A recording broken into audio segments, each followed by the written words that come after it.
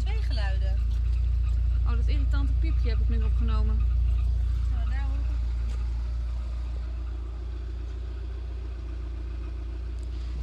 Het is van achter. Ik dacht net ook dat het van voor was, maar het is echt van achter.